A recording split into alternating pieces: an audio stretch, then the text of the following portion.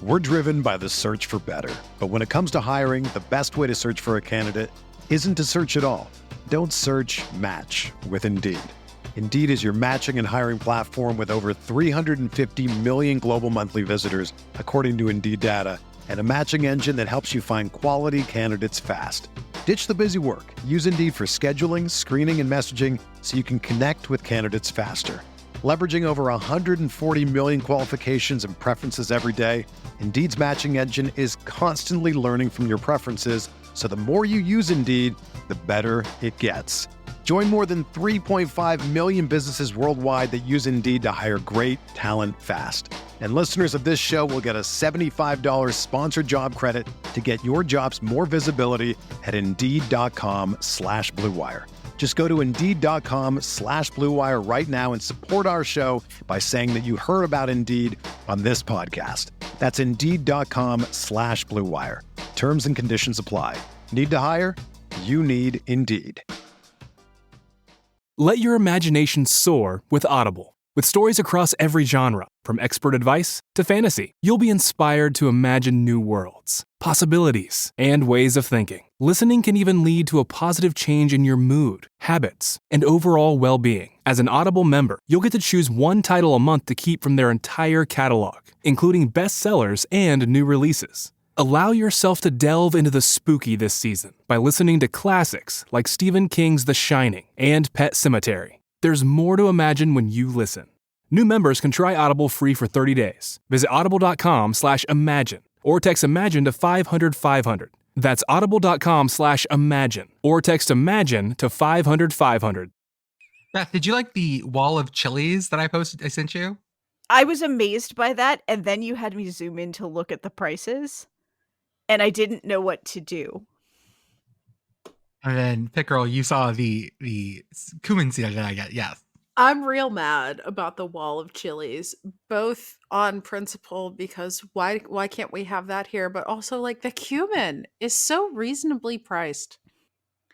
What's that like? I buy several packets of it every time I go, and then just grind it fresh every time. So I always have like that fresh smell all the time. It's delightful. It makes things really neat. What do you think is a reasonable price to pay for 6 ancho chilies? Like $2 or $3? It's $8 here. That's Yeah, I was so I was gonna guess that you spent about 12. Yeah. So And there's only one place. There's only one place where I can get them. Mm-hmm. So it's either I pay that or I'm not getting them.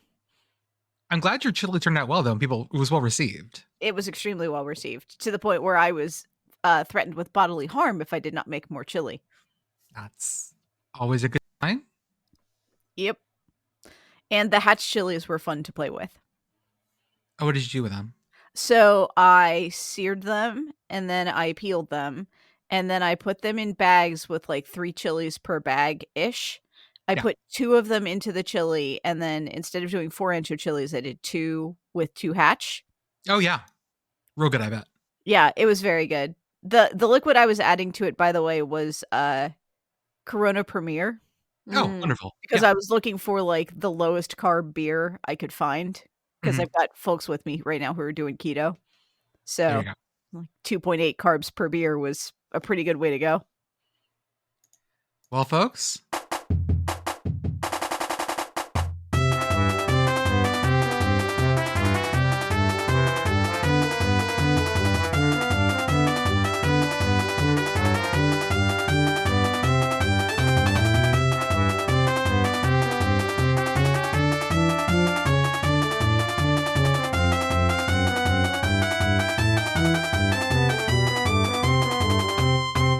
welcome everyone to the Sickos Committee Podcast. This is our podcast for the evening of October 20th, 2024, and...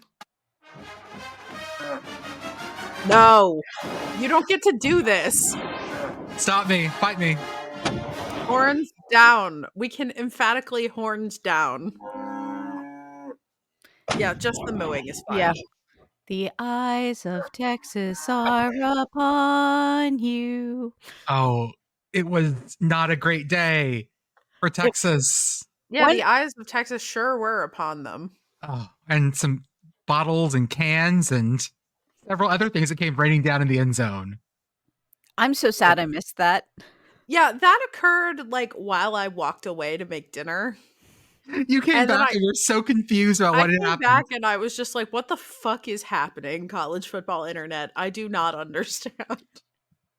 And I certainly had enough signal to be on the rest of the college football internet, but I decided instead to just stick in our chat. A really good way to consume college football, honestly. I know some folks that follow us that only consume college football through us, which is a wild thing. Hi, Becca. We love you. God. There's this team called Alabama, right? And they don't just lose to Vanderbilt. They actually do other things. That's not true. They only lose to Vanderbilt. Oh, they lose to Tennessee too. But folks, tonight is a little different. Kamish is back from Flagstaff, but he is recovering. So it's just the fuckheads on this episode. Oops, all morons. As always, I'm Jordan, and with me tonight I have Beth, Pitt Girl, and Arthur on the ones and twos, who's also finishing up the WNBA Game 5. Pitt Girl, how are you? I'm good. I went to the Pennsylvania Renaissance Fair today, so I was in wench mode until like maybe an hour ago, and today was a good day. Can I if I use the term wench, am I allowed to? Is that a word I can use? Okay, I can say wench. Okay. Yeah. We're a wench positive show. Yeah. Beth, how are you?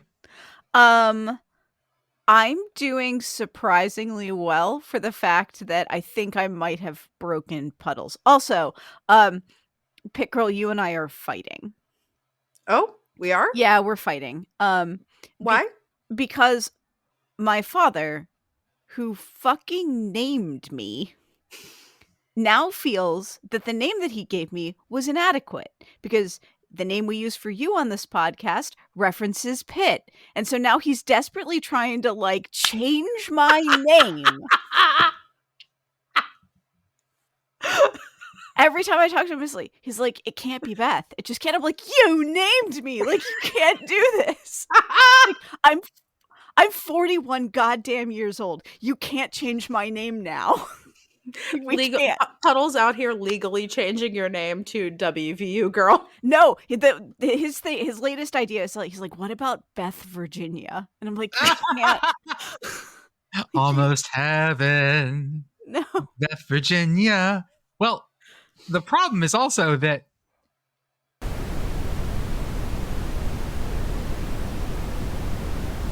yep. So yeah, it's like a double whammy there. Yeah, I can't. And it is entirely your fault, Pitt Girl. Like, this is entirely your fault. I'm sorry? Suddenly my name is inadequate.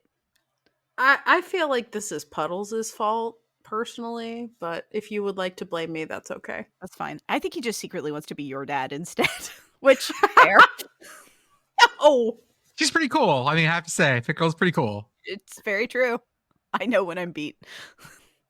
Kamish got to go to Flagstaff and witness a Northern Arizona win over Idaho State and really enjoyed it. On Tuesday, he'll be back to share that whole story with us.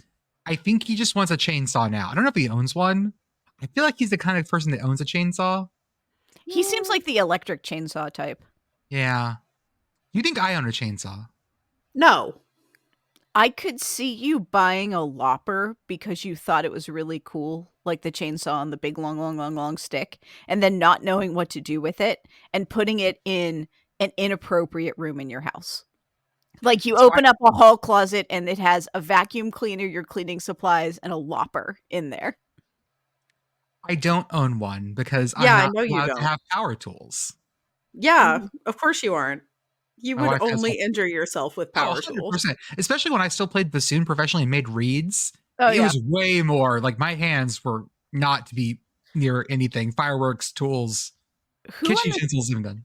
Which of us on this podcast do you think is most likely to own a chainsaw? You. Yeah, it's you. It's me?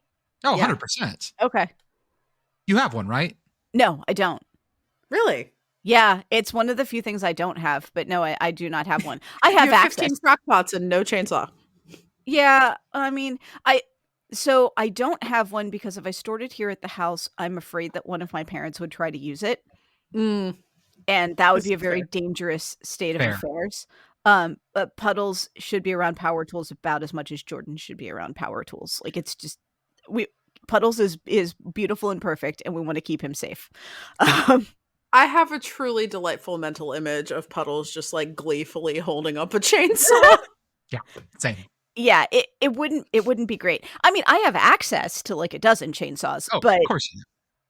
yeah, I do not possess any here at the house. I actually don't have any gas powered tools whatsoever here at the house because fuel storage is a bit of a problem here. Mm. So if I want to operate anything like that, I have to go borrow the tool and then go get fuel. Breaking, the WNBA final game 5 is going into overtime. Ooh. I see. I cooked on Maine, y'all. Something I don't like to do. But yesterday, I cooked in like my opinions, like actually cooking. I was making a meal yesterday and trying to tweet, and I got a detail wrong. And folks were like, oh, that's not what happened. I was like, look, I'm making food right now. And I posted a picture of my kitchen doing it. And I posted the rest of the day too. People said my kitchen looked too nice. They were expecting like wiring and exposed wiring and hanging light bulbs. I mean, I guess that is fair to expect that is what our collective kitchen looks like. I've posted a couple of kitchen pictures. Yeah. And like I don't tend to get quality of kitchen responses, which makes me think that my kitchen is like mid enough that I'm mostly going to dodge that. Once they saw the granite countertops, I was found out. That's Basically. true. Yeah, I don't have that. And I was cooking in a Le Creuset, like nice pot, though. See, I had the last picture I took for it. I was cooking in my Le Creuset. Nobody said anything. And here's the thing: how many Le Creusets do you have? 3. Okay. What size? Like, are they all the same size? Are they different sizes? No, I've got 2 regular sizes and 1 biggin. Okay. My biggin is aubergine. Ooh. My biggin is like dark burgundy. Oh, good choice. Ooh. And then I have a blue one and a yellow one because of course I do. Yeah, of course. I, as a youth, I have a Lodge Dutch oven that is blue that I have accidentally dropped the lid of several times and chipped the enamel, but it's fine because it was only $50. So, yay! Yeah, totally fine. How many crock pots do you have? I feel like I should give you one. I have one. Okay, that's not enough crock pots. I have a Dutch oven and a crock pot, and I very rarely use the crock pot, to be honest with you. So and an Instant Pot. Not that that's a crock pot, but like it sort of does some of the same things. Mm-hmm. It's one of the only things I don't have. You have enough crock pots that I don't really feel like you need one. Do you have a rice cooker? I have 5. Okay. Well, I ask because that's the other thing that Instant Pots do well if you don't have one. Yeah, and I mean, I do not have a nice rice cooker. I have very simple rice cookers, but yeah, I have several of them. And I think I have 4 pressure cookers right now. I'm not sure. You don't need an Instant Pot then. Good God. Oh, I'm a dummy and like I have too many. You've been here. Yeah. That's true. I just like open a closet and things fall out. Yeah. Sometimes useful, sometimes not. By the way, that cookbook that your mother gave me of all old Pennsylvania recipes, I am going to work through that dessert section because there's some wonderful stuff in there. Is the pretzel jello salad in there? I'm sure it is. It is. And 2 versions of shoe fly pie. So hell yeah. Perfect. I'm excited. You have to tell me what you think about that when you get there. Well, folks, we've had our first head coach firings of the season. It happened today. Yeah. Sunday, Bloody Sunday. First up, that's fine. Mike Houston at East Carolina, which, yeah, you got armied. Not like super badly, but no. Yeah, I feel like it's kind of unfair to fire a guy after this. Like, no one's going to avoid this. Like, are you gonna fire someone for getting run over by a tank? Like, it just happens sometimes. It's fine. I really hope that wasn't why. Like, I've followed East Carolina enough in the last couple of years to know that like there were a lot of things that were not working. I just really hope that people weren't like, well, Army did to us what Army is going to do to people this year, ergo we need to fire our coach, because seriously, no one is avoiding this fate this year. He is going to be owed about, I believe I'm seeing 1.4 million annually. And so he gets about 3 million from East Carolina to do this. If he gets another gig, it does come down substantially. Would I be willing to not coach East Carolina for $3 million? I'd do it. If I must. Yeah, if you really just like twist my arm, sure, I'm with that. Also, Will Hall at Southern Miss got fired today. I missed that one. Oh, yeah, it just happened about an hour or two ago. This was less of a oh my god thing. Southern Miss will best be known the Will Hall era as having the super back back when they were running like 3 running backs at one point. That was a lot of fun. But this is not. This is probably their worst coach in history, in recent history by percentage. So, okay, that makes sense. Also, Seth Littrell is out at co-offensive coordinator at Oklahoma, which... imagine that. I wonder why. Yeah. Seth Littrell, if you'll remember, was also not a great coach in North Texas. Was head coach there for quite a while, too. So those are our first firings. I mean, not first OC firing, but yeah. Let that be a lesson to you. Fail upward. Yeah. I mean, hey, it's college football. Like, what else do you do? I'm just going to read the thing that Arthur put in the chat here. Yeah. Because he's watching the WNBA final, but man, the listeners need to know this one. Quote, "It might be the most cooked I've ever seen a coach in a press conference, and I attended many Kevin Stallings pressers." Ooh. Jesus Christ. That's dark image. Yeah, that season for Pitt was a time. That's grim. Oh my God. AP poll came out today. Vandy ranked 25th. Woohoo! Someone is still giving Nebraska votes. No. Someone is still giving Liberty votes too. Sure. No. Someone ranked Alabama 25th. That was funny. That's funny as shit. I mean, they do have 2 losses. Is it funnier to not rank them or to rank them 25th? I like ranking them 25th. It's like, I did think about you. But yeah, that's fair. Just barely. Yeah. Vanderbilt had the fine tradition of the AP website not having their logo ready to go when they publish it. So it just wasn't there. That's happened several times. I always love it when it happens because it looks like it's still not there, which is very funny. If Ralph Russo were still there, it would be up. Just saying. Navy ranked 24th, Army ranked 23rd. Very good. Pitt up to 19th. It's 6-0 behind 2 lost teams. I'm just saying. Yeah, there are some segments of Pitt Twitter that are mad about that. I personally am happy to be mostly unnoticed. Like, don't look at us, please. Oh, we'll when talk about what happens when you get first poorly. You get first place. Bad things happen. Yeah. Indiana at 7-0 up to 13th. They are above A&M, Alabama, Kansas State, Boise State, and Ole Miss. Yeah, they should be beautiful. Give me a reason not to. Give me a reason to not have them. The fact that Notre Dame's above them, I'd even question that. Same. Yeah. That feels wrong. BYU and Iowa State, who are, of course, leading the Big 12 at this point at 10 and 11. Naturally. The shit makes no sense anymore. UNLV only with 5 votes total. Duke only with 2, even though they broke a streak. And then basically Wazoo is right at the edge. Honestly, y'all, these votes are weighted so heavily compared to usual. There's only 6 other teams receiving votes. In people's minds is clearly there is a top 25, 30, and then there is everyone else. I will say this. Duke deserves to be ranked. However, even considering that they beat a 23-22 game streak, Florida State is not a quality win. Oh, they're just not. Well, Duke is 6-1. Florida State is 1-6. Oh, right. That is the mirror mode from hell. Our friends over at Anchor of Gold say that the last time Vandy, Navy, and Army were all ranked, it was September 1958. That's glorious. This was a bloodbath for number ones. First off, I want to give credit where credit is due. Number one in D3 football. They survived it. They win. This is North Central. They won 69-0. So you know what? Nice. They did the thing. Yep. That's fine. Let's talk about number ones that fell, though.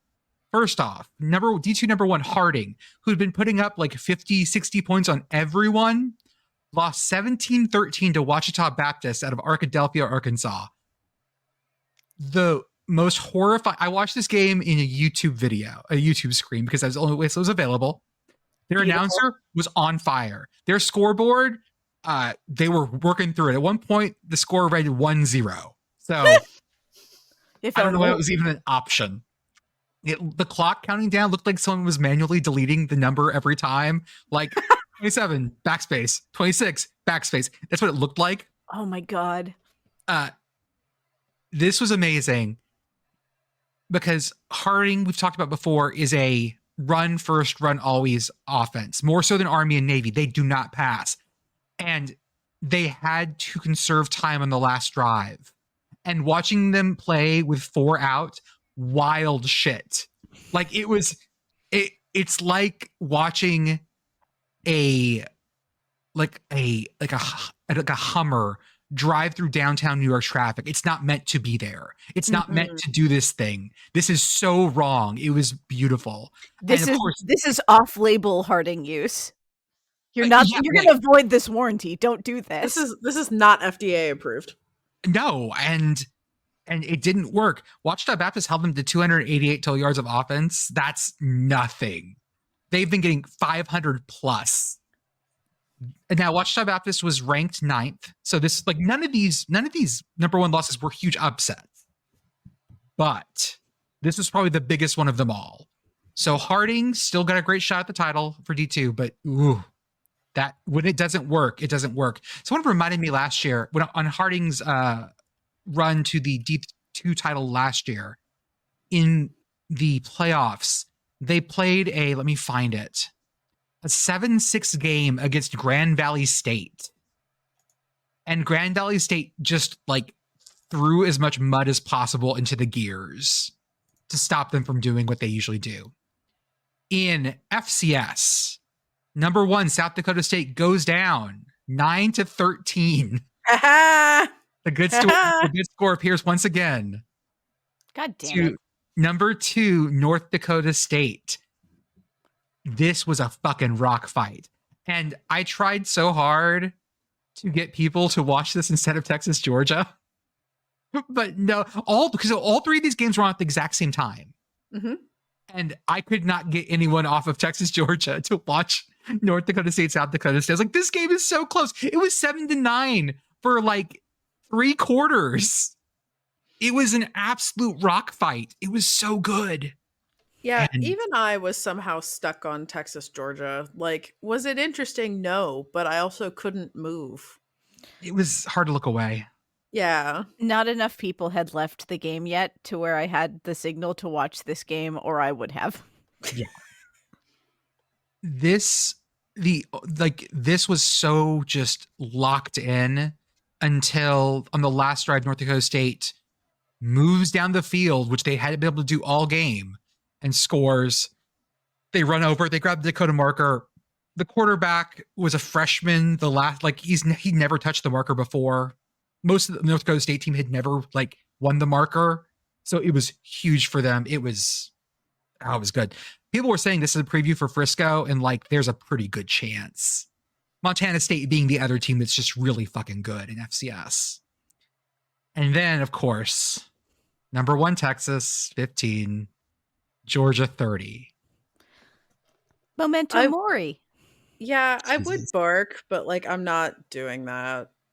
I dislike Georgia enough that I'm not going to bark mockingly. I just want to talk about the trash. Well, first off, I mean, the trash was ESPN and how they disrespected Kirby Smart and the Georgia Bulldogs, and how the refs disrespected Kirby Smart and the Georgia. No one believes in Georgia. Didn't you hear that? He is the best at cutting promos how no one believes in them, even though they've won national titles in the last 4 years. Mhm. I mean, I just like, man, if I was a ref, it could have been like the most egregiously blown call ever, right? Like I could have, if I had called like pass interference on a run play and you throw trash on the field, I'm like, that shit stands. Well, so let's talk about what happened here. Texas was down 23-0 at one point. Like this was just a bodying. They sent in poor Arch Manning for like 5 minutes in the second quarter. Why? Yeah, and they say human sacrifice isn't something we do anymore. We're throwing Arch Manning into the volcano. Yeah, like Quetzalcoatl's not going to come save y'all. Don't do that to him. Jesus. And so, I mean, I think we got to ask, is Texas ready for the SEC? Can they compete in the SEC? I heard that so much and I love it. That's the kind of shit that I absolutely love. I told you guys that if this happened, I would be like giddy, because this right here, like as angry as I was during this game, and I was not in a good mood during this game, it was just such a blowout that I couldn't even, like, Georgia was starting drives on on like the Texas 40. Mm-hmm. What the fuck was going to happen? I was so mad that this happened and deprived me of the Vandy loss next week. Like, correct. I was so sad about that. Yeah, now it's way less. I'm way less certain about that Vandy win now. So Texas is coming back, mounting a charge, and then there's a pass interference. So Texas intercepts the Georgia pass, and there's a pass interference flag that goes down. Sark loses it, and then the student section erupts, and the garbage starts hitting the ground. What kind of garbage? All sorts of stuff. Cans, bottles, just no mustard. I didn't see any mustard bottles this time. Let the garbage hit the floor. Let the garbage hit the floor. Yeah, the mustard bottle was what made that. It was a Tennessee Ole Miss. Yeah. Real memorable. I saw full disclosure, like I wasn't watching this game. I had my fantasy NBA draft going on at this time. So I was drafting, I had the college football blitz on. So I was just getting the Georgia and the Texas radio calls here. And so I really can't say for sure, like, was it a bad call? Like, was it not? Because if you couldn't guess, one radio crew thought it was a good call. One radio crew thought it was a bad call. One radio crew, well, I guess neither of them were thrilled about garbage being thrown on the field. But the Georgia guys, like after that, they kept joking around. Like anytime there was a call that they didn't agree with, like, oh, maybe we should throw some trash on the field, huh? Like it was. This is so what happens, right, is that flag goes down, pass interference. They don't say anything yet. Just like trash throws, people are screaming. And then after like 15 minutes of like cleaning it up and start going over and telling the kids not to do that, the ref comes out and goes, actually, not pass interference. There's no flag here. It wasn't overturned. It wasn't like a review thing. It was just like, no, we talked about it. It's not. And it was probably the correct call done in the worst way possible, because now it looks like a business decision. Like, we need to get out of Austin. I don't like this. Yeah, see, I'm too stubborn to ever do that. Like, you would have dug in? No, I would have dug in. I would have been like, oh, you want to throw trash? Like, see how you like this. Yeah, well, you know what? Hey, face mask on all of you.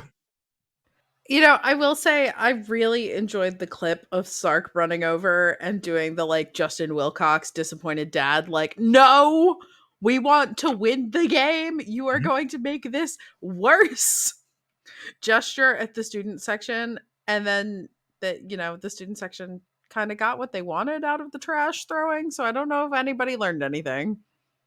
It's college football. No one ever learns anything. The refs what did we learn this dad. week? Wait.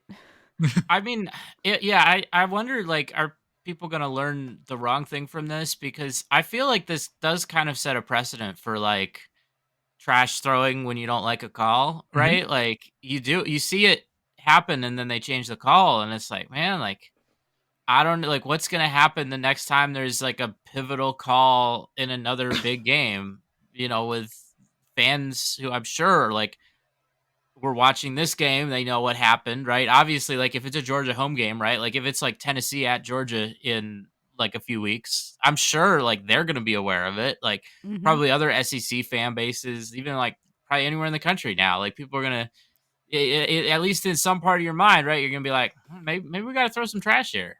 I did see on Twitter that there is some the SEC is currently threatening Texas's like ability to be allowed to sell alcohol in the stadium and various other things, and find them like $250,000 or something like that for the trash throwing. They did find them $250,000. Yes. Listen. I can guarantee you, anyone that is in the stadium that would throw trash is not going to care about a fine, because that's not going to affect them. That's not their pocketbooks. Right. No, also that shit is pocket change for Texas anyway. Have you all ever heard of the phrase "Don't mess with Texas"? You've heard this, right? Yes. Okay. Yes. You know what it's actually from? No. I do because of trivia, not because like I actually like would know it otherwise. So it's actually like our TxDOT like don't litter campaign. That's what it's from. In the chat, folks, I'm posting the TxDOT mascot. Beth, I know how much you love mascots. That's Daryl the Barrel. So listener, this almost looks like a construction barrel. But instead of being orange, it is a tricolor barrel. Is that French flag order? I'm not good at my tricolors. Yeah, I'm not sure. No, the French flag's the other way. Okay, so it's an upside down French. France is in distress, and the top of this barrel is stuffed full of what looks like mostly Hostess snacks. I think I see a Starbucks cup and a banana peel. Mm-hmm. The bottom stripe and the middle stripe, the space between that is the mouth of said barrel, which really just makes it seem like an incredibly poorly constructed barrel. And it's got like the Mickey Mouse arms and feet. Why is its mouth there? Why is its mouth there? This is very upsetting. Yeah, because the eyes and the nose are in the top stripe. The mouth is at the top of the bottom stripe, and in between, in a serifed font, is "Don't mess with Texas" and the world's tiniest little rights restricted mark. And like its arms are coming out of what is effectively its upper lip, because its eyes and nose are in the blue stripe, and then you have the white stripe, and then the mouth is between the white stripe and the red stripe. This is just very upsetting. And the mouth looks like it is attempting to smile, but it kind of can't, because it is like the middle stripe is too stiff, and the eyes look concerned. This is one of those things, like I question the psychic makeup of this particular mascot, because the eyes and the mouth are not having the same expression at the same time. Yeah, it's very weird. He is, of course, good friends with Bucky Beaver, and Beth, you'll happen to know, good friends with H.E. Buddy. I can't find the picture I want right now, but there's a picture of H.E. Buddy and Daryl the Barrel hanging out together. I hate that fucking thing. That grocery store kaiju is terrifying.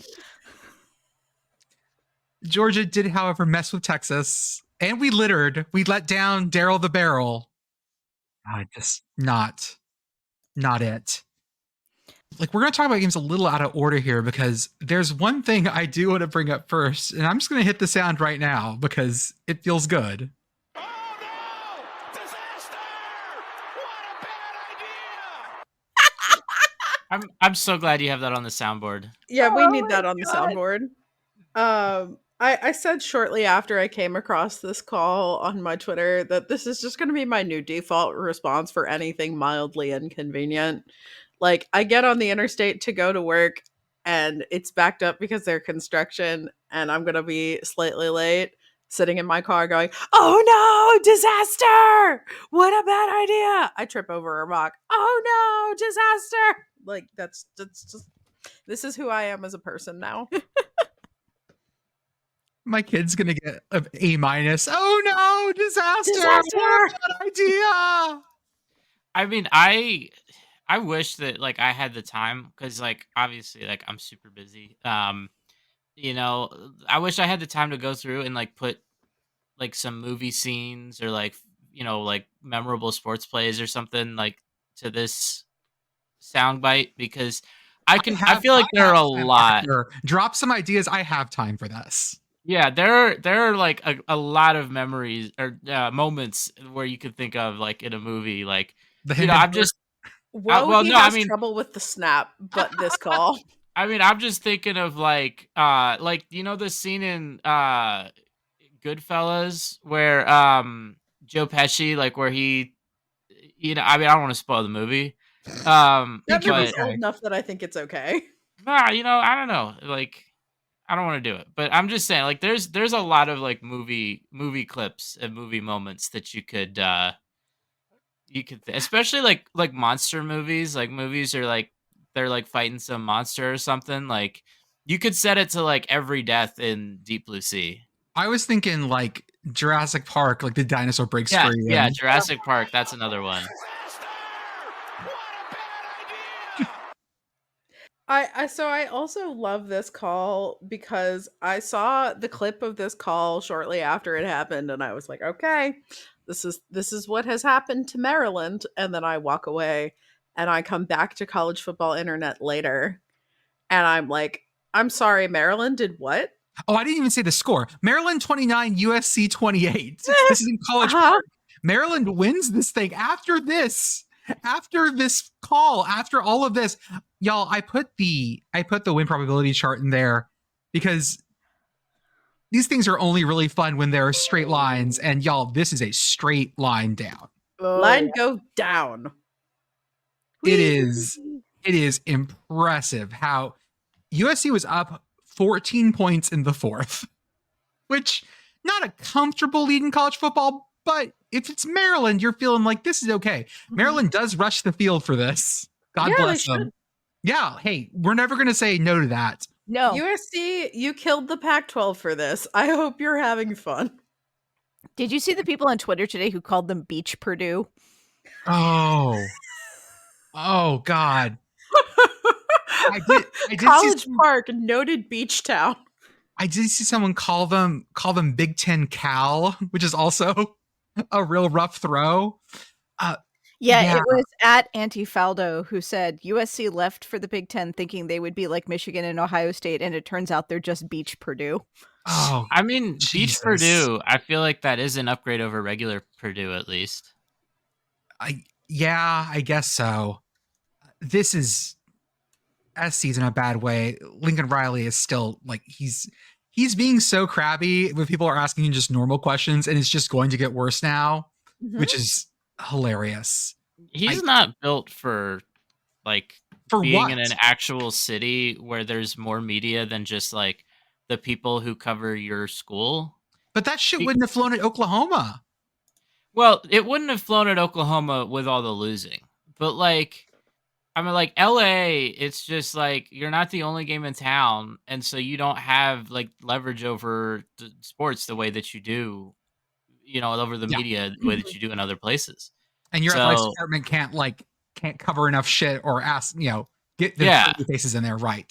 Yeah, like I know that, journalism has fallen on hard times in America, but like there still are journalists in LA that Like you don't face in small college towns. USC saying to the LA Times, "You're not allowed to cover us anymore because you were mean," isn't going to bother them at all.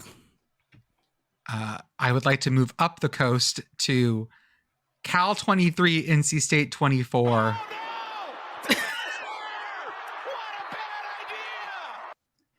Oh man, poor Cal. I feel so bad for Cal.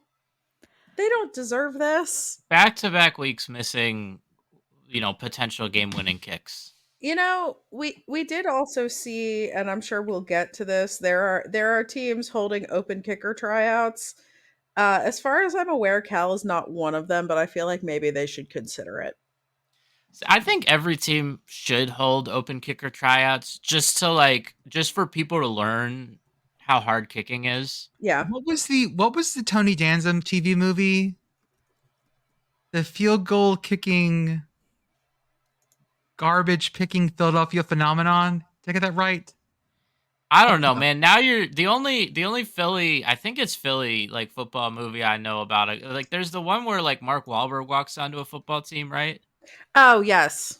But I don't know what you're talking about. That's weird. That's finally someone on this podcast brings up a movie that I haven't heard of instead of the other way around. Hold on. Oh wait, no, I'm not searching my email for that. Yeah, the garbage picking, field goal kicking Philadelphia phenomenon. Thank you. TV movie from 1998. My God. Starring Tony Danza. Thank you. Wow, Okay, that's a pull. Okay, yeah. To be fair, Arthur and I were not really conscious human beings then. So I mean, there's a lot of obscure movies of that time that I'm very familiar with. It's true. The only Tony Danza sports movie I could think of was Angels in the Outfield. So, like, nice pool, Jordan. Okay, good. I'm glad. Only 78 minutes long. This thing moves. Sickos Committee movie night. I mean, people have been asking for different kinds of like extra Patreon content. I think a watch along on this one might be it, folks. I wonder, man, we'd have to find a VHS because I'm pretty sure it never got moved to. Maybe a Laserdisc copy in 98 probably won't If exist. you, listener, own this movie on VHS or Laserdisc, let us know. Yeah, Jesus. So yeah, Cal's 3-4, and their last 3 losses have been by a total of 4 points. Wow. Poor And Cal. Cal is 0-4 in conference, and the point differential in conference games is like -9. This is very life comes at you fast. Oh. But you know what? They're still in really good moods. Like, Cal Twitter is still like holding it up, and I'm proud of them. Is it what's their next game? Is it any better? I mean, I feel like NC State was the game that was supposed to be better.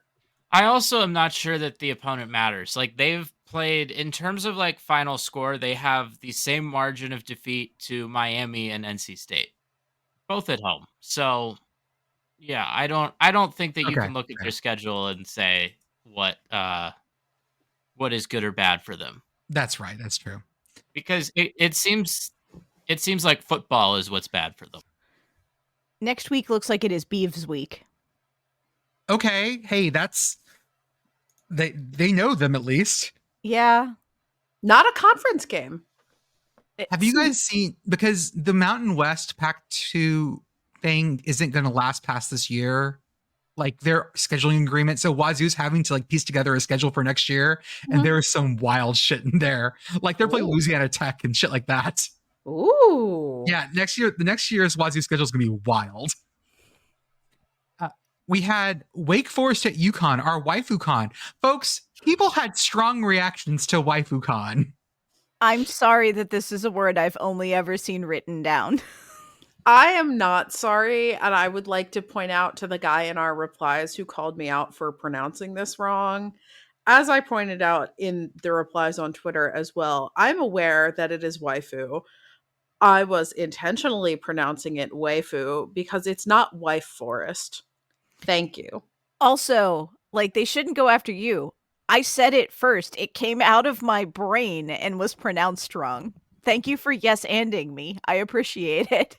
I mean, if we were correcting pronunciation on this podcast, like it would be at least double the time. So Arthur has already made it very clear that if he corrected everything we said that was wrong on this podcast, this thing would be like double the time. Yeah, There like, would be no podcast. nobody knows how to pronounce Nevada.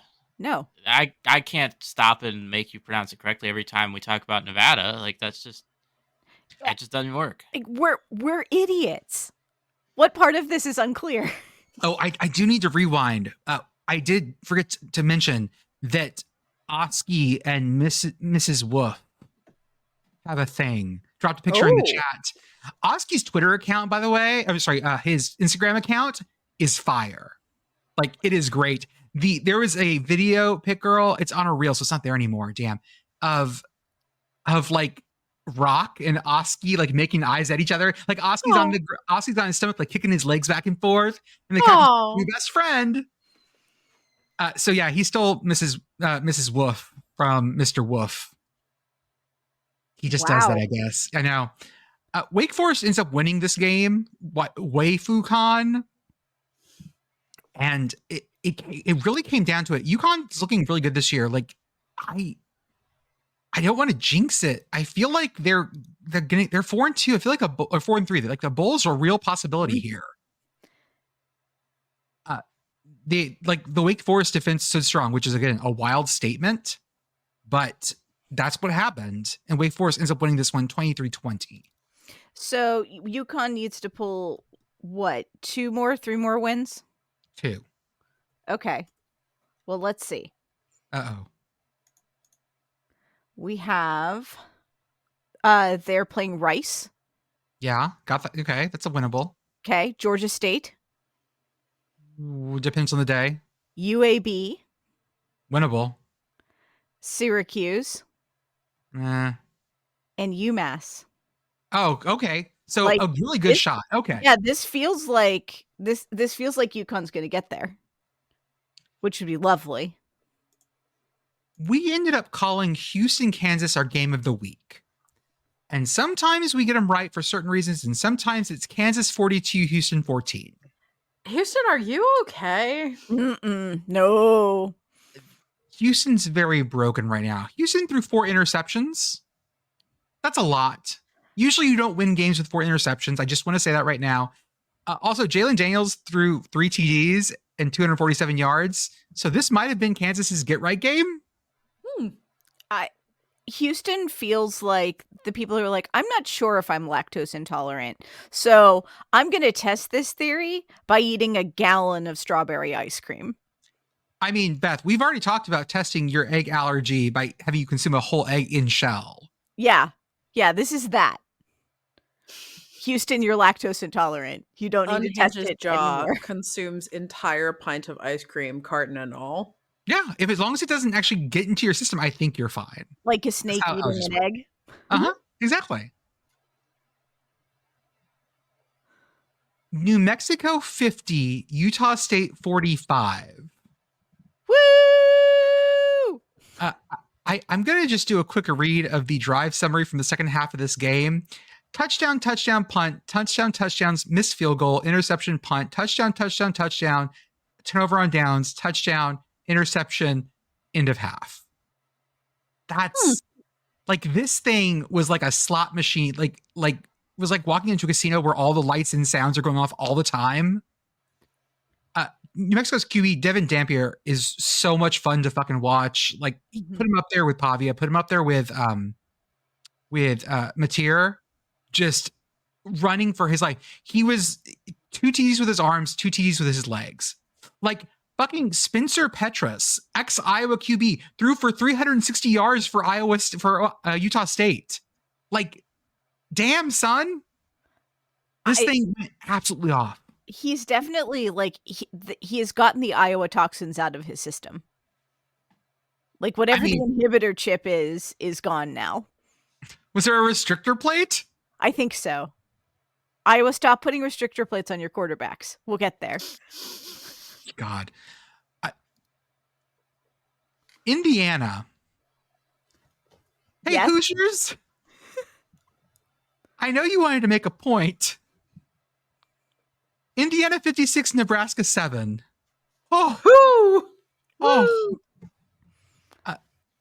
People who haven't watched a lot of Indiana football forget that their stadium's a little low. Like, the sight lines are a little low. It's like Memphis. Memphis's stadium is like this too, where when people cheer, they just get in the camera angles. So a lot of the big plays of this game were covered by people's arms. I love the disembodied hands so much. Mm-hmm. It's delightful. Thank you, Indiana fans, for the disembodied hands.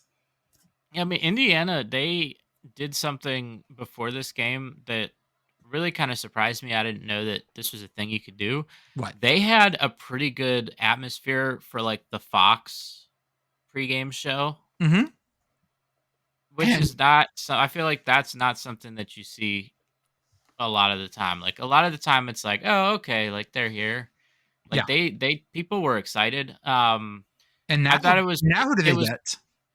So now, I mean, game day's coming. Game day's coming. Lee Corso's coming home. Yeah, it's going to be interesting because, they're hosting Washington. I don't think that Washington's that good, but the biggest thing I think coming out of this game is that Indiana's quarterback, Curtis Rourke, who was a transfer, came into the program this offseason. He hurt his hand and he's going to miss some amount of time. It's not determined exactly what the timeline is there yet, but he's definitely not going to play next week. They're expecting him back at some point in the rest of the season. I mean, so I was looking at the schedules, right? I was playing the schedule game. Mhm. Yeah. And I noticed that there are 3 undefeated teams left in the Big Ten. They are Oregon, Indiana, and Penn State. They do not play each other. Yep. Yes. So the Big Ten is going to need somebody to, beat one of these teams in order to avert a 3-way tie for first place. That would make the conference championship game, people getting into that, make that weird. I will say Penn State and Indiana still have to play Ohio State.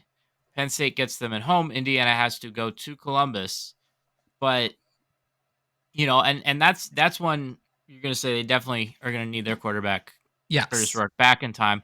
That is the second to last week of the season for Indiana. So I'm still hopeful. And now, because what is the last week of the season, Arthur?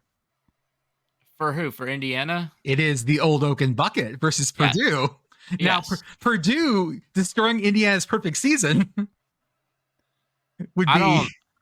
I don't think Purdue has it in them. I think Indiana's too good, actually. Okay, but like, Oh my god. yeah, I would say I know what Beth is thinking because I'm sure people said things that were very similar in 2007. The shittiest fucking identical. Look, game no, that ever lived. the game is in Indiana. Like Purdue, even Yes. when they have the magic, they don't go on the road and beat teams. Like it's always like, oh, you don't want to go to West Lafayette at night. So like Indiana. I've been saying that they're underrated all year. Like FPI is probably the first to catch up. I think like SP Plus is still kind of catching up. But like the computer rankings love Indiana now. And I looked it up, right? FPI, I've been Yes, you have providing been. Mhm. updates of where Indiana is, right? Last we checked, they were a little under 50-50 to make the college football playoff, up to 63.6% to make Ooh! the college football playoff. 3.5% chance of an Indiana national championship, according to FPI.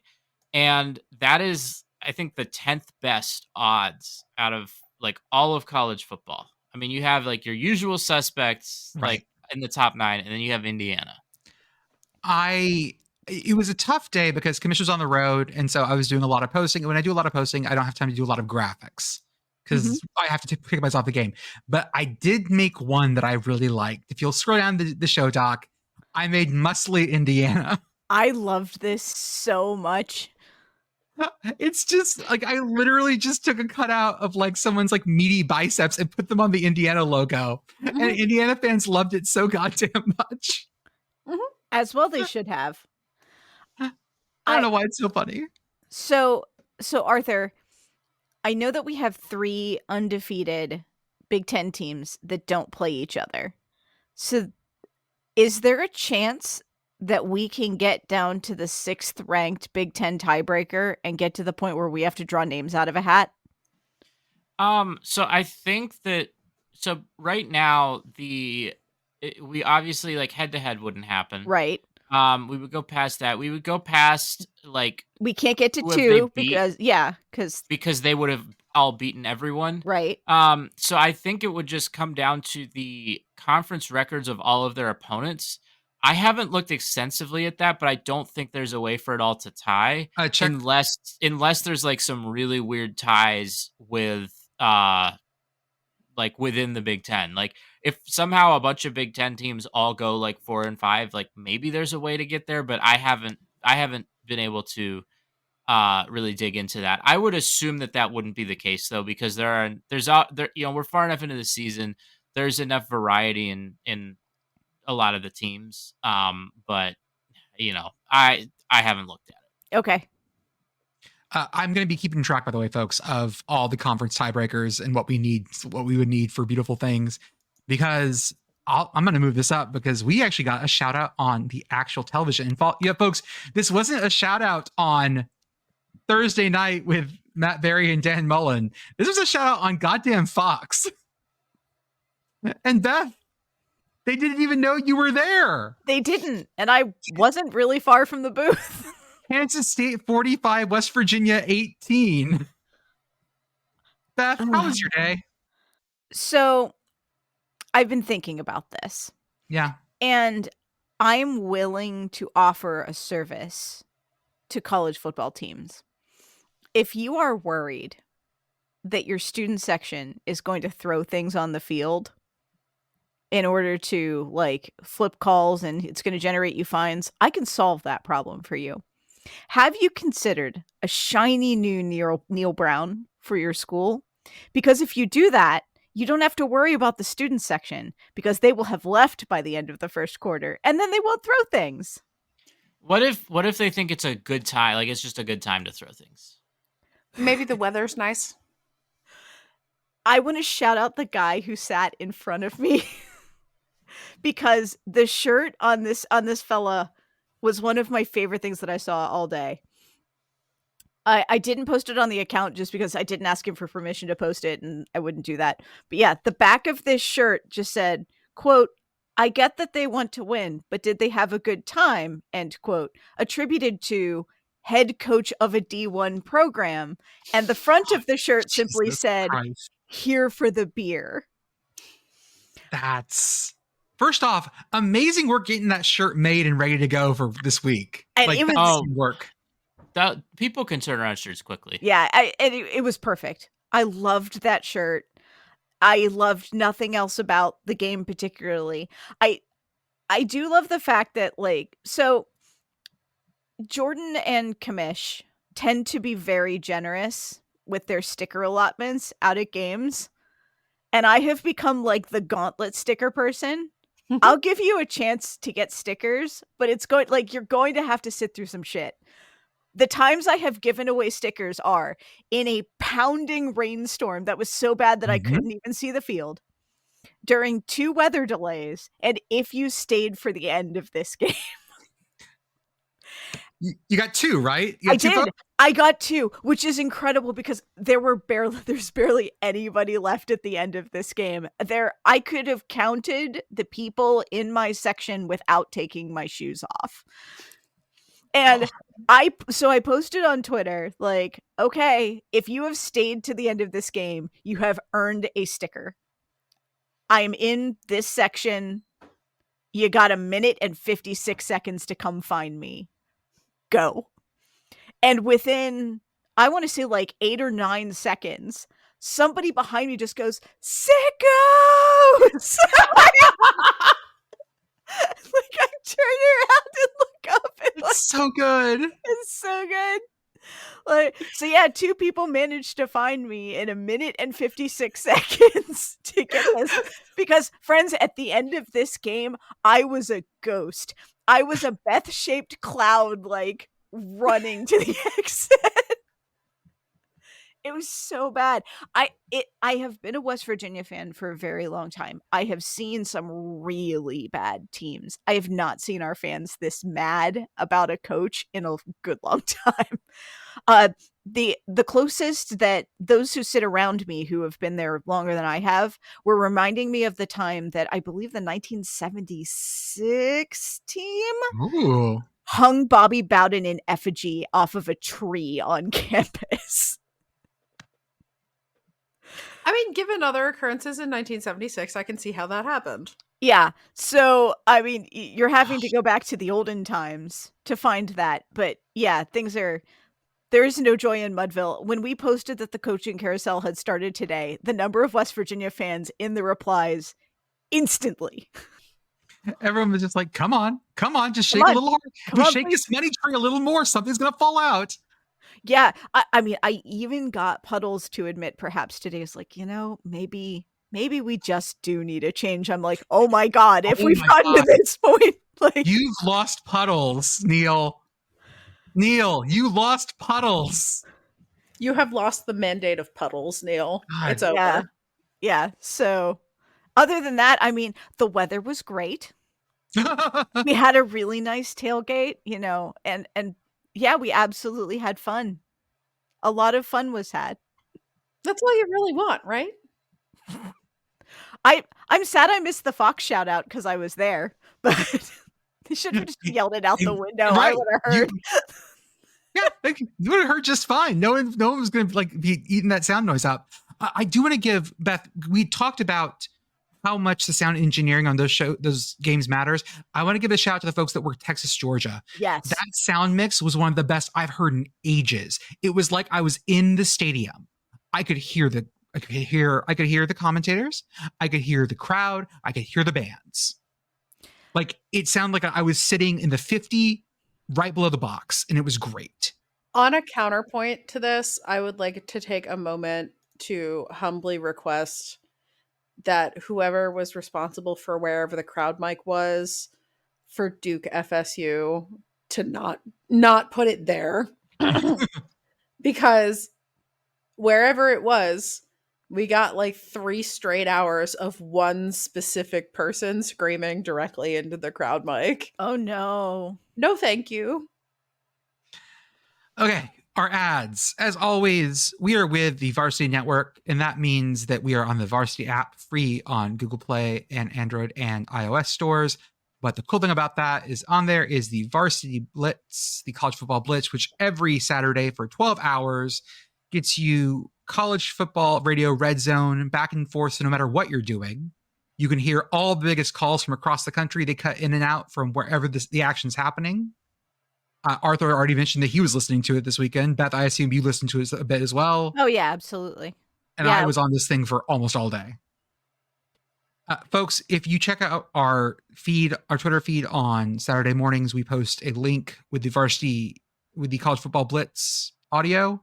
And if you post a picture of what you're doing while you're listening, you have a chance to win a free Sickos Committee koozie. Check out our link tree on our Twitter, Instagram, and Blue Sky profiles for various discounts. Join our Patreon. $5 a month gets you access to our Discord, including weekly ranking debates, live chat during games, research, hollering about all sorts of things. We also have our Patreon exclusive podcasts, including Commission's Corner and Yes, Rah, Rah, Rah, Yes. Check out our merch store. Y'all, those Punt Safeties 2024 shirts fucking sold. Like, people like those, so that's good. We have new stuff on there, including our Punts Safeties 2024. Get yours in time for the first Tuesday of November Maction. Also, the first day of the college football playoff rankings. Also, I guess something else is happening that day too. Nope, nothing else. That's it. That's the only thing. The vibes on that podcast when we release it 2 days later are going to be wild. Just wild. Some people post through it. Some people podcast through it. And by it, I mean Maction. See, as a mediocre white dude, me having a podcast is not surprising. The fact that you two are here with us, that says like something. We're here. Do you know we have double or triple the women listening crowd of like any other college sports podcast I can find? I wonder why that could be. That's weird. I wonder why. It's almost like representation matters or something. I don't know. I look forward to our inevitable Oops All Ladies podcast. It's going to be fun. It's going to be so good. Check out our YouTube, our Instagram, our Twitch, our Substack. Shout out to Message Board Geniuses podcast. They go to places we absolutely refuse to go because, this week was some toxic folks. And as always, Sickos Committee and Home Field, the softest, comfiest collegiate apparel. Use offer code yes, yes, 3 ha's for 15% off your first order. It is hoodie season, folks. And I keep pushing this, but everyone needs a Tulane hoodie. Yes. Get the light blue Tulane hoodie. It's comfy. It's wonderful. I live in it like half the year. This is like the unofficial fall wardrobe of the Sickos Committee is the blue Tulane hoodie. Mm-hmm.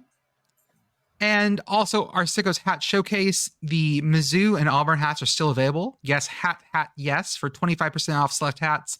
And those hats are 25% off whether you ordered from Home Field or not before. Credit Karma is your evolved financial assistant, making managing your finances simpler and more tailored to you. Join us at creditkarma.com to start your personalized financial journey today and continue to grow with our innovations. Credit Karma. Evolve your finances. Hey, Prime members, have you heard? You can listen to your favorite podcasts ad-free? Good news! With Amazon Music, you have access to the largest catalog of ad-free top podcasts included with your Prime membership. To start listening, download the Amazon Music app for free or go to amazon.com/ad-free-podcast. That's amazon.com/ad-free-podcast to catch up on the latest episodes without the ads. Okay, so now we've got some games in the back half we do need to talk about. Let's talk about Miami 52, Louisville 45. Oh my God, this game. Another one that fucking popped off. And then kept popping off. I am still on Miami Fraud Watch, and you will not get me off Miami Fraud Watch. A little bit of drive. I feel like, folks, I'm not stealing from Solid Verbal, I promise. But I want to read a little drive chart here. This is the second half of that game. Touchdown, fumble, touchdown, touchdown, touchdown, touchdown, punt, touchdown, touchdown, end of half. Just, again, on a casino floor, the slot machines are just ringing out on all sides of you. Louisville played well. Cam Ward is good. And makes some, There were some great plays in this game. This was, for the longest time, this was a game that was played in haymakers only mode. Yes, just wild swings. And I wanted this for Louisville. Full disclosure, it was fun. I was enjoying what they were doing, and I was sad when Miami won it. But it just felt like wild swings of momentum the entire way through this game. This was just a college football-ass game in the best way. There were several of those this week. We won't talk a ton about it, but Memphis, North Texas also went wild with just people swinging, just points all over the place. Let's bring down the energy then to Wisconsin 23, Northwestern 3. Let's slow it down slightly. This game started with 6 punts and an interception, 3 missed field goals, just nothing. The wind was coming off the lake, sending field goals all sorts of places. Great. The last score of this game was a safety. What more do you want? I mean, yeah, perfect way to send off the Lakefront Stadium for the season. Yeah. I mean, you ask what more do I want? What more I want is more games played at the Lakefront Stadium. Yes. But I can't have that, apparently. Still mad that Northwestern is not forcing Ohio State to play at the Lakefront Stadium. I wanted to know what tickets were going to be on the secondary market for that game. That's all I wanted to know. $1,000. The most expensive game I have seen this year, regular season, not championship game, is Texas A&M. Those tickets are going for insane amounts. This might have broken it. Yeah, and somewhat reasonably so, I would say, for Texas A&M, given how long it's been since that game has actually been played. I mean, I'm trying to think. No, it was after that. I watched a Texas A&M game from my girlfriend's house in North Jersey in college. She was one that I went to go visit her family on Long Island, and I remember she was named after the mansion out in not Montauk. I would say West Egg, East Egg, but that's fucking Gatsby. I forget the city. I forget the actual names of the cities out there. This game was just an absolute quagmire for the first half. Jason Kirk did suggest that they build the stadium just out into the water, buy it and just start landfill. Leave it there. Why would you not? People have loved this so much. I know you have fancy new stadium plans. People like this. Let's just do this instead. This will probably piss off your neighbors less.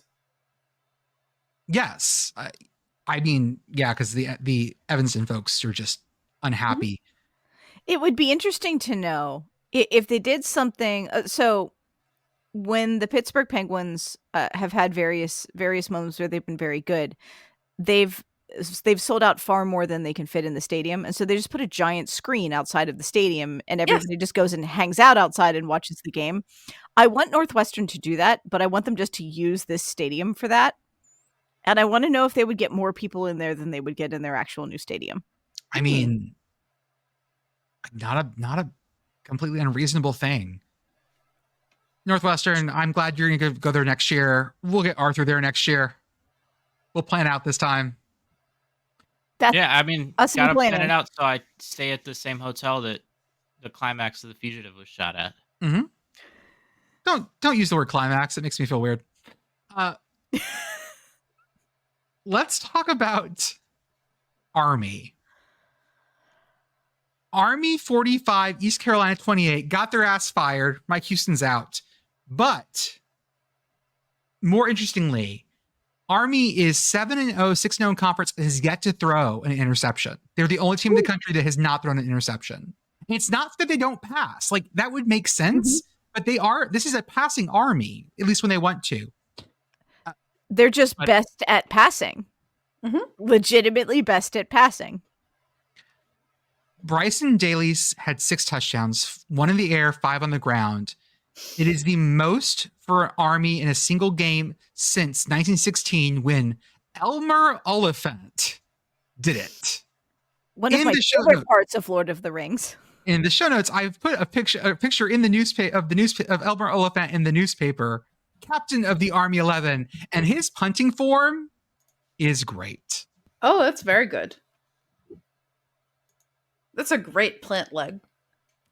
I mean, it looks like he's about how do you even describe that look? He is. I mean, it looks as if he's about to run out of a trench. I mean, I don't know that he didn't die at Verdun.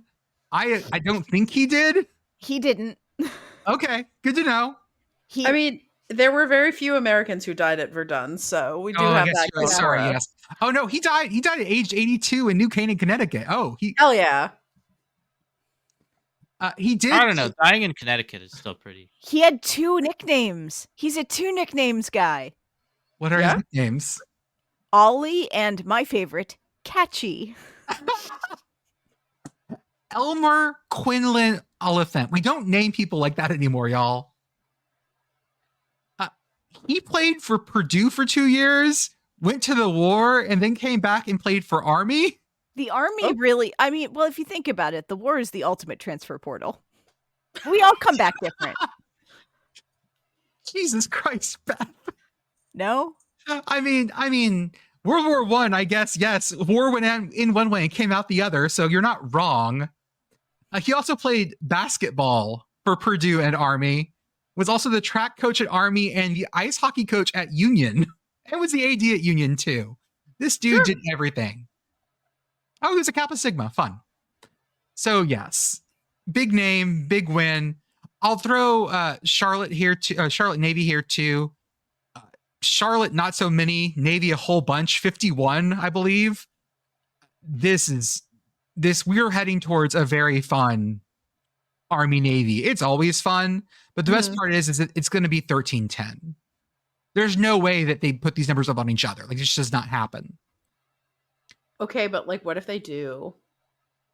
Then every service academy versus service academy better is about to lose their shirt. Which, okay. Pitt Girl, can we talk about Auburn? We can. Do you want to finish your thought first? Sorry.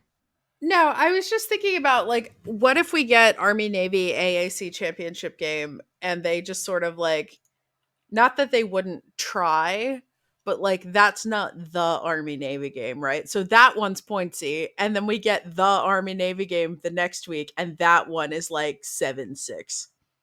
People have been trying to argue with me in the mentions being like, well, clearly they would just delay choosing the college football playoffs if they had to. Like, y'all, this is in paper. They can't. Like, these dates are set, folks. This is like a wedding, okay? We cannot move these dates. Like, there's a whole selection show that's going to happen. All of the other bowl games have to wait for that. The ISIS Bowl is on the same day as Army Navy, which I think is super disrespectful. Yeah, The that's troops. rude. It's Army, Navy, ISIS, And ISIS. Save the Veterans Bowl, whatever it's called. Was it Respect for Veterans Bowl? Help me. I think they're saluting. Saluting the veterans. Thank you. And then Celebration Bowl is the same day too. That's going to be a banger day of football, y'all. Wow. Yeah, I know. That feels weird though. Like it feels very weird to not. Yeah. We're getting ahead of ourselves, but anyway, gross. Auburn 17, Mizzou 21. I need you guys to look at the win probability chart here. Hey, you know what? I went to the grocery store during this game and I came back and a Mizzou mutual of mine was like, hey, Pitt Girl, how was that for you? And honestly, great. Thank you, Mizzou. Thank you. This is great. We are this much closer to getting that motherfucker fired. I appreciate you, Missouri. Thank you. How would you describe the line? So the line goes down. Is very much like the Maryland line, where the line just goes down. It was like no one thought. Like Auburn had this thing. Auburn had it in the bag, and then just they did the exact same thing against Oklahoma. Why are we surprised? The best was like a fucking evil specter. Eli Drinkwitz, Missouri's coach, is in the press conference and sees the Cheez-It Bowl rep. It's like, uh-oh, Cheez-It Bowl. Ah! Come on. That is a respected bowl, Eli. Do not besmirch the Cheez-It Bowl. Like it's a fucking specter over your head like, oh no, they're coming for me. They're going to pick me. The honorable Cheez-It Bowl. Maybe he's part of the cabal that's keeping Prince Chedward away from his adoring public. It's been 2 years now, and we have yet to see proof of life. I want to see Prince Chedward with a newspaper, today's date. I need to know he's alive. At one point at Dartmouth, they kidnapped Keggy, and they sent like Polaroids of Keggy with like a black eye. And like with like today's like the school newspaper. Yeah, proof of life. Another line that went wildly up and down, BYU 38, Oklahoma State 35. This was the Friday game. Oklahoma State was up 35-31 with 1:13 left. BYU goes 8 plays, 75 yards in 1 minute. Throws a 35-yard touchdown pass with 10 seconds left. Folks, the line at the end of this game does look like something I would build in Roller Coaster Tycoon. Yeah, intensity 12, nausea 10. Everyone's just throwing up on their shoes afterwards. 834 G's. Yeah. Mm-hmm. It probably felt like that if you were an Oklahoma State fan too.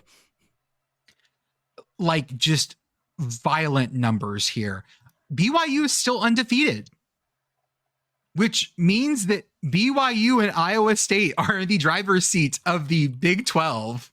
Oh, I love it. I hope that sticks and we get the culture, perhaps one of the clashiest culture clashes in the Big 12 championship game. Like, we got the Natty Light School on one hand, and we have BYU. Someone put up a 12-team playoff of all the undefeated teams in D1, and it does give, I think this was Reddit CFB, it does, if Dartmouth and BYU win their first rounds, they would be up against each other, which they would describe as the most moderately drunk game possible. Like if you average everything, it is the perfect amount of drunk.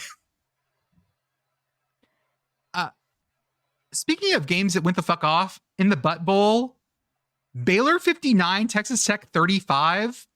Tech had been like quietly pretty good in the Big 12, and Baylor just said, nah, we're not doing this. At one point, it was like touchdowns on every drive, and this number just went fucking wild. This game had was unfortunately at the same time of other big games, so I don't think as many people caught this, but it was just like all over the place. Beautiful, wonderful. Let's rewind it a little to some midweek work.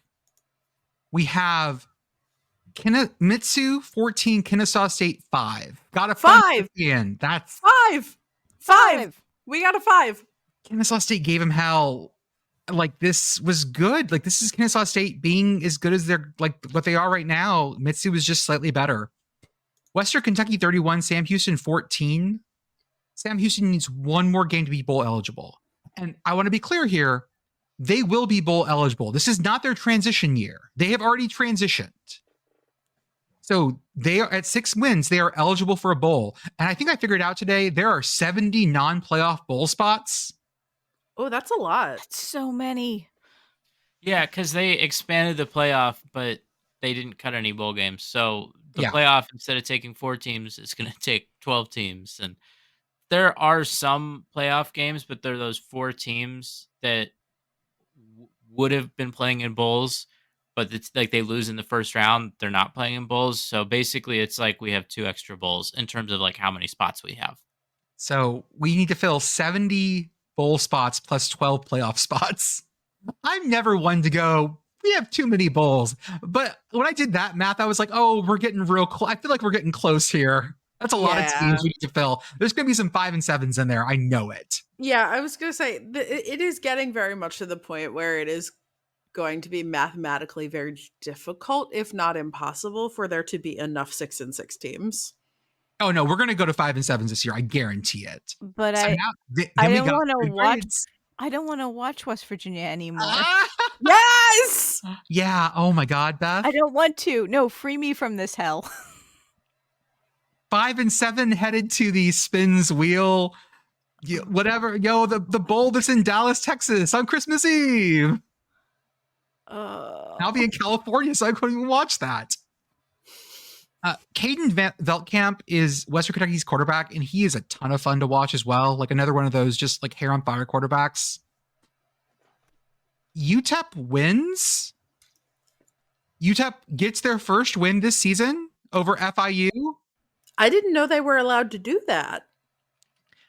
Since Kamish isn't here, I'm going to do his thing and go, like, Scotty Walden has UTEP in the right direction. The energy in El Paso is fucking amazing. Like, they really believe in him. The players like him. The city likes him. It's feeling good.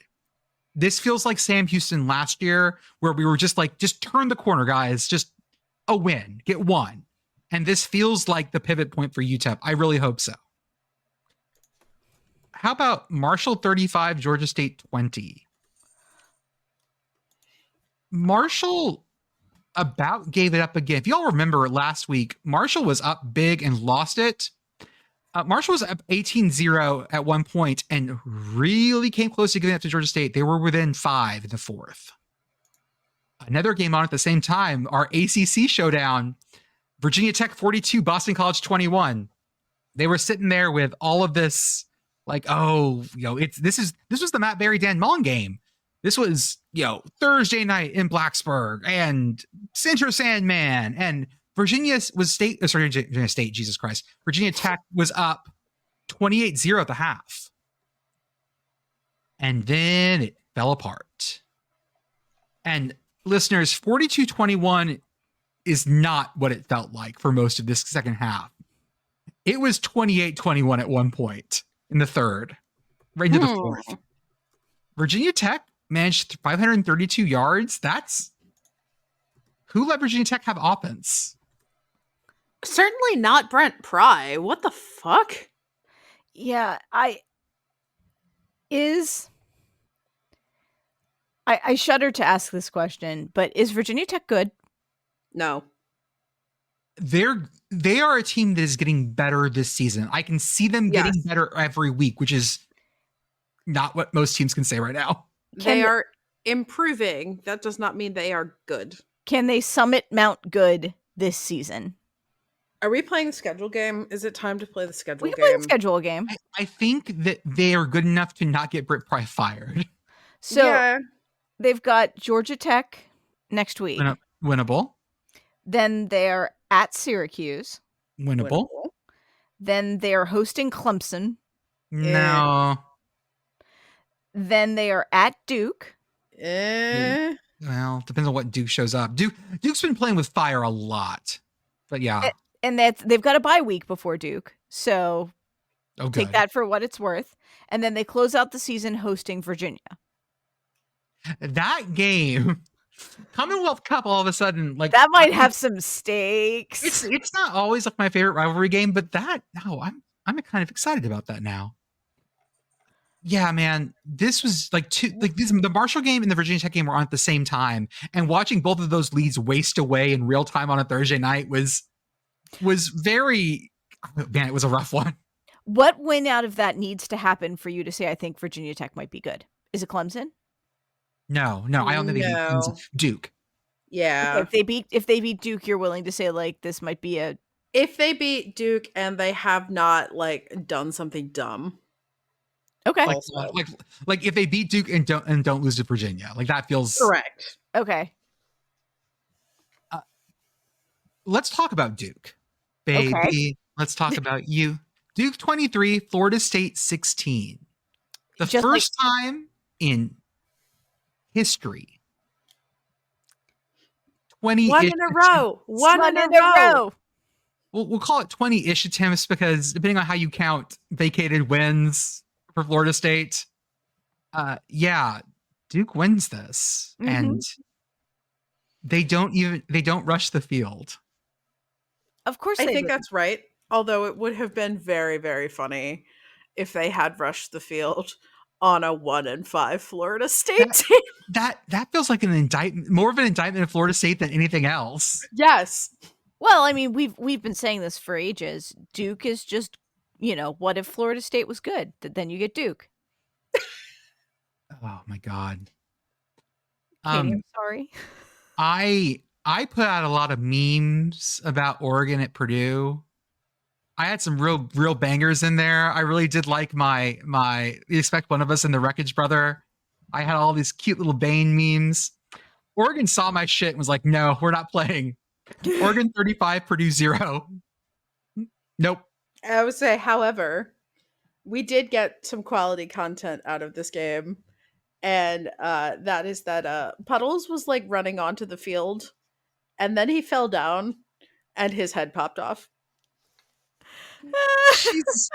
This happened last year at the Colorado game when he came out in like his like Coach Prime shit and like just like destroyed a clock or something, and like his head fell off and he ran away.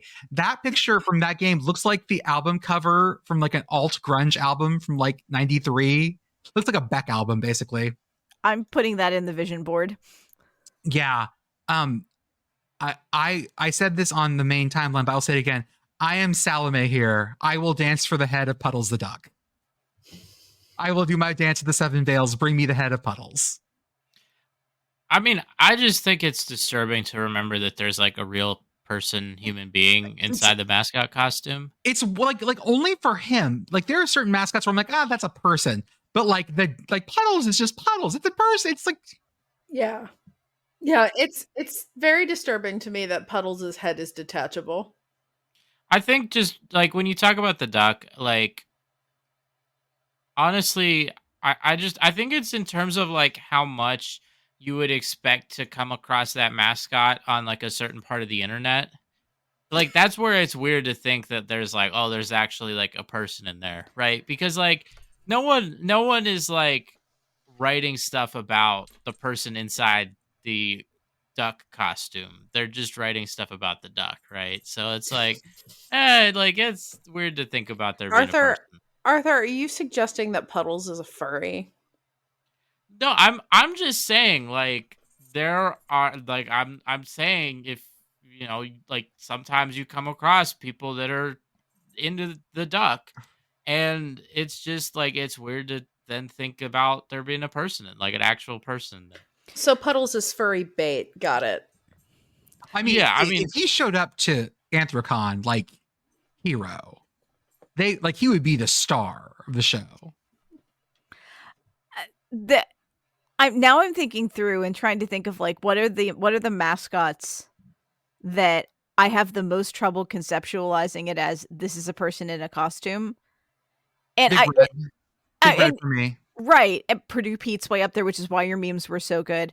Yeah. I think on the pro side, for me, like Gritty is head and shoulders above most of the rest of the pro mascots. Oh, yeah. The idea that there's a person in Gritty, like I just no.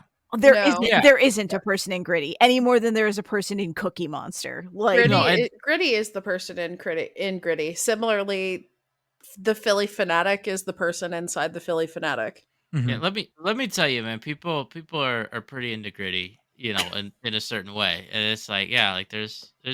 It's also like, I guess maybe this is like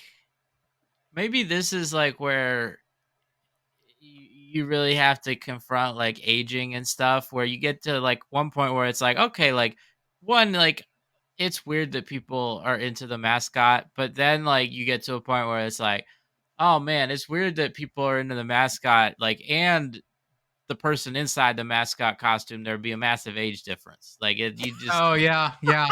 it just really makes you feel your mortality.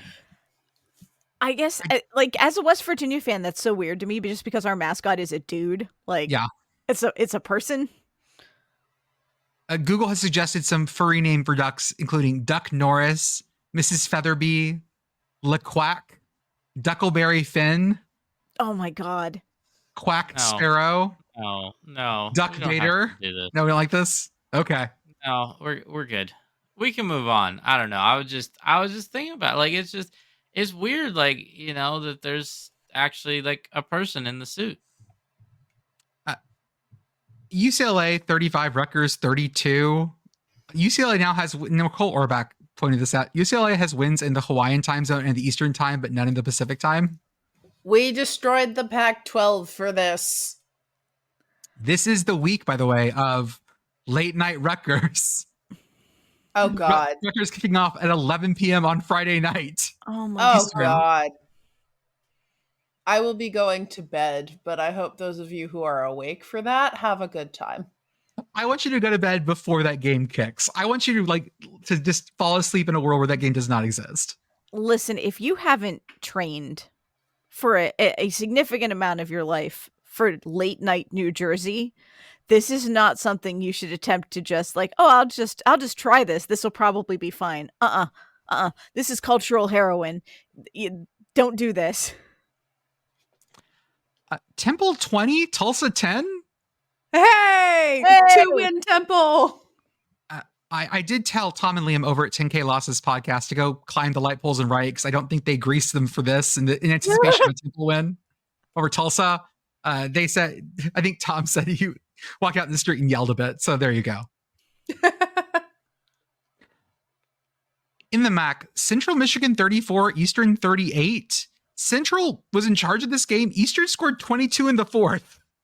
Whoo! On the gray. Like, this was a wild game. It was on ESPN Plus. No one really saw it. Eastern's 5-2. Hell yeah. Like, this is like what we want out of Eastern. This is perfect. This is like rapidly inching towards like all-time territory for Eastern, I think. I mean, and like, honestly, we love our concrete boys. We love them so much. People losing their shit whenever we post clips from that field is always my favorite thing. There's only a couple fields that get responses. That one and the Central Arkansas too. Florida Atlantic 24, UTSA 38. UTSA has dodged their second owl loss. They have taken down another furry bird. So good for them. I'm concerned now. Do you think that owls have fur? Oh no, you're right there. Well, I mean, little baby owls have, what do you call those? What do you call baby feathers? Fletchlings? That's still feathers. That's Down? still definitionally not fur. Yeah. Okay. Wait, can a duck be a furry then? Are they featheries? Because reptiles are called scalies. I know that. All I know is that, like, based on Howard the Duck, ducks can have titties. So yeah. Oh my god. You see them real quick in the movie too. It's like my brain right out there. My brain is now supplying like a duck griffin, but it just looks like puddles. And this is the most cursed form of heraldry that my brain has ever come up with. And puddles thank you for rampant. that. Hold up, I'm on WikiFur. Give me a second. Oh Jesus! God. Yeah, scalies I got. Come on, a herp or herpetophile? No, nope. No. Back. I think that's enough internet for tonight. Yeah, Good night, I'm folks. good. Oh, Jesus Christ. Yeah, okay. So maybe featheries, maybe. I want to apologize to all of the herpetologists that listen to this podcast for what almost happened there. Oh, man. Like, I'm not a furry, but sometimes I see those giant costumes. I'm just like, that would be fun just to hang out. Like, they all seem super nice. Everyone's super chill. UNLV 33, Oregon State 25. This is interesting only in that this sets up. So I posted this today. I said, this is like the biggest Friday night Boise State game because they host UNLV. Mm-hmm. And if you remember, folks who are a little younger than us, or maybe a little older than us, about 14 years ago, there was a Friday night Boise State game. Was there? Oh, But I it's didn't know that was Reno. a Friday night game. That was a Friday night game. It sure was. It Cool. was. It was a Friday night game. Everyone was asleep when Colin Kaepernick introduced himself to the world in a whack classic. And God, yeah, I'm so whack. number 3 Boise State goes down in Reno at like 2 a.m. Eastern.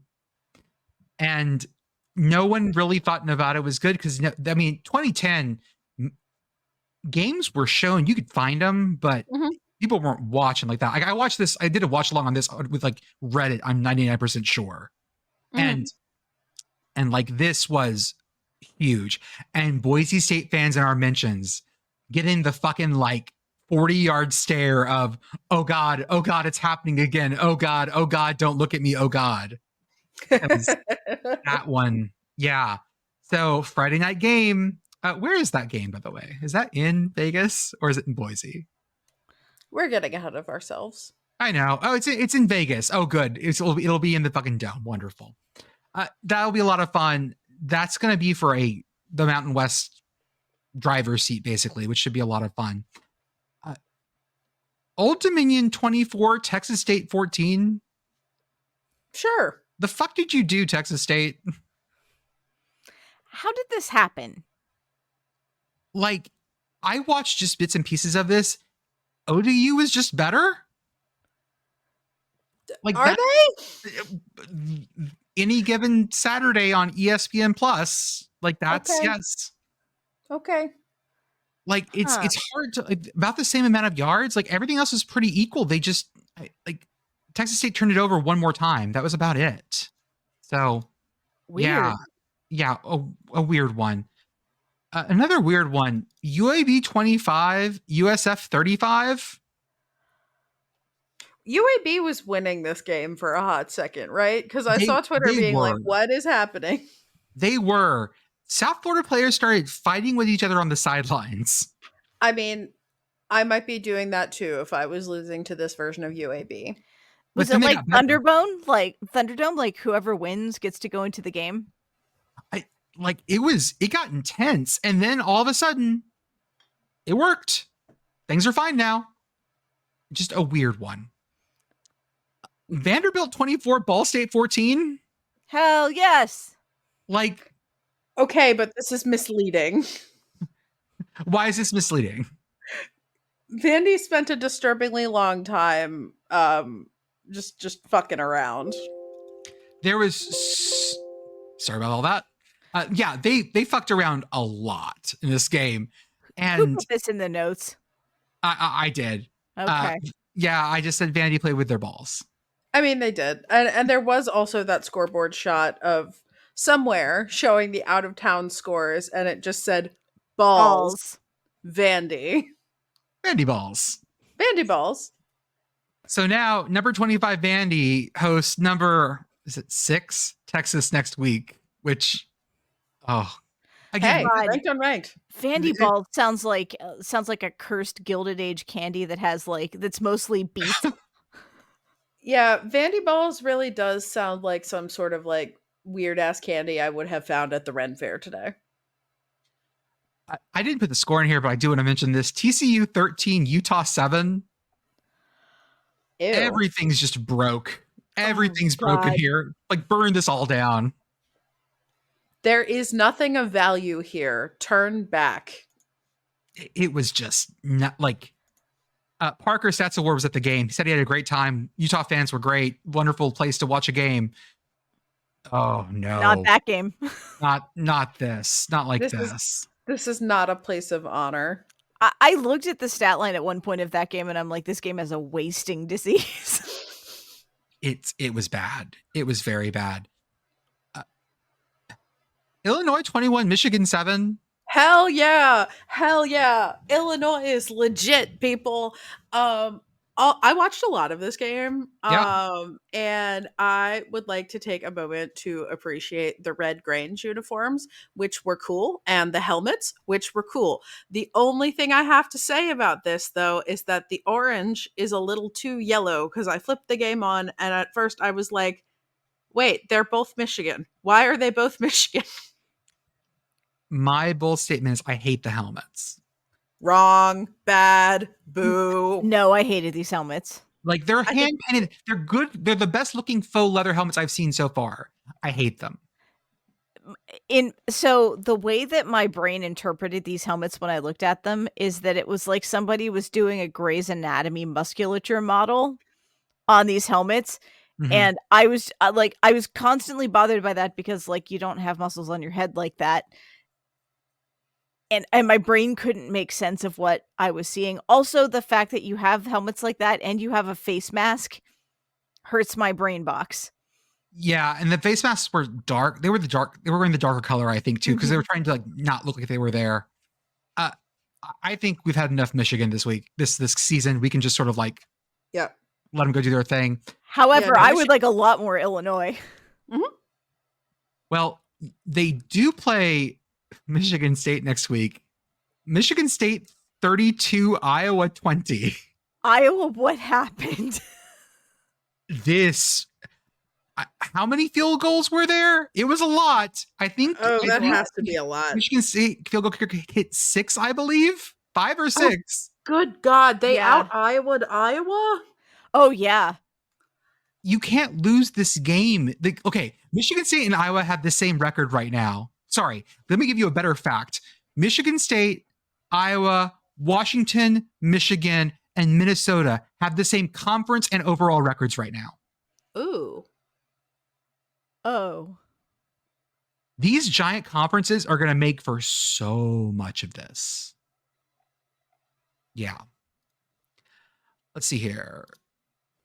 Oh, Battle of the Bricks. Miami of Ohio 30, Ohio 20. Brett McMurphy posted this fun stat. Third quarter, Ohio center Parker Titsworth is the Bobcats' third leading receiver with 1 catch for 5 yards, and he is the center.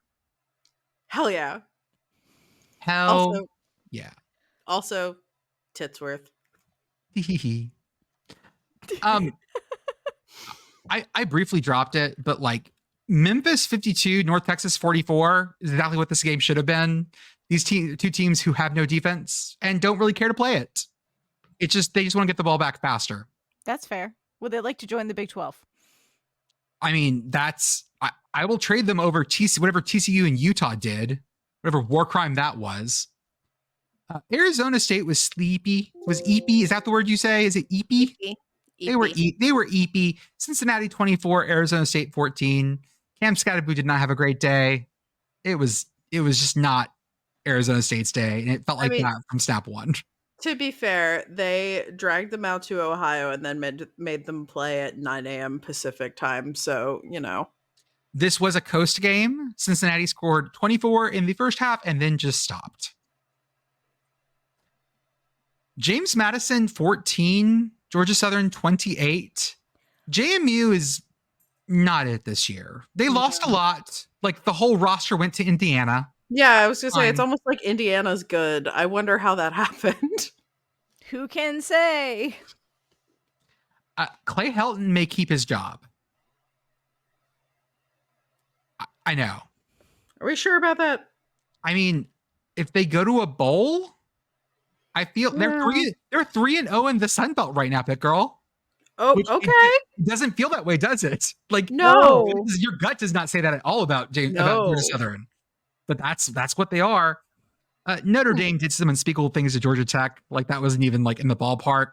Colorado getting slowly better, like actually doing some things. And I know we don't like to mention them, but like they took down a pretty good Arizona team. No, we gotta respect them at this point. No, like they're playing solid football. And yeah, and I think now like the other shit is actually, unfortunately, everyone's burning out on it just at the time when they're playing like good football.